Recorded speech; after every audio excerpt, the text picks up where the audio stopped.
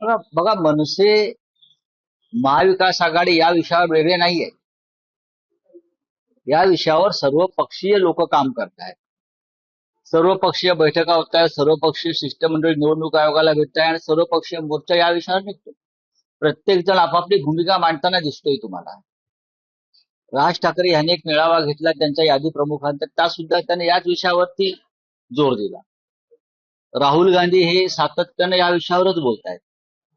किंबहुना या विषयाला सुरुवातच राहुल गांधी यांनी केली आहे, मान्य केलं पाहिजे.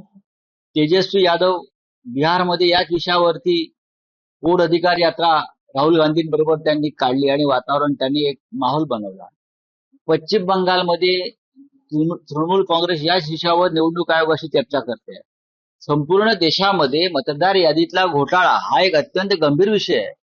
जर मतदार यादी शुद्ध आणि पवित्र नसेल तर निवडणूक कशी काय पारदर्शक होऊ शकते. त्याच्यामुळे 1 नोव्हेंबरचा जो मोर्चा आहे तो सर्वपक्षीय मोर्चा आहे आणि त्या मोर्चाची तयारी काल दिवाळी संपलेली आहे.